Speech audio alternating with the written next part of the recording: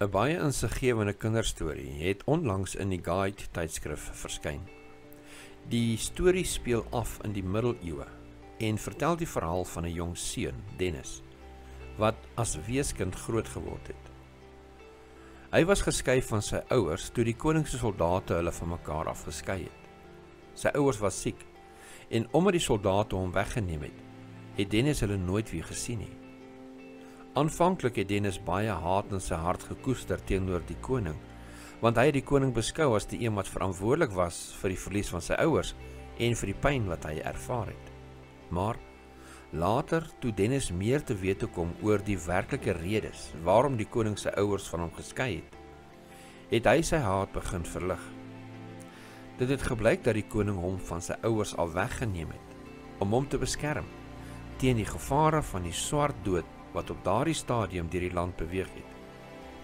Hy het gedoen wat hy gedoen het uit pure liefde en sorg vir die mense van sy koninkryk, insluitende Dennis en ander oorlewendes.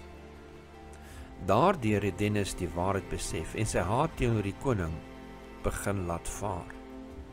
Dit was 'n bevrydende oomblik vir hom, want hy het besef dat die koning nie sy vyand was nie, maar eerder sy redder, wat alles gedoen het om hom te beskerm. In 'n soortgelyke manier sien baie mense vandag die Here op dieselfde manier as wat Dennis die koning gesien het.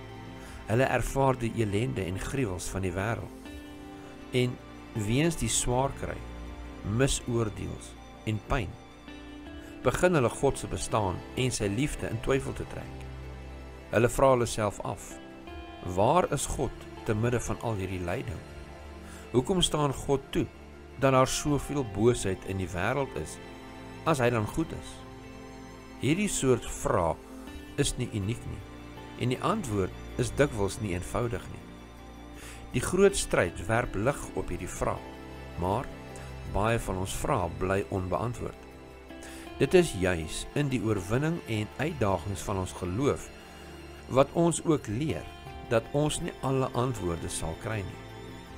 Wanneer ons pogings om die vraag oor lyding, boosheid en die betekenis van God se teenwoordigheid in die wêreld as onvoldoende beskou, kan ons steeds na die kruis van Christus kyk.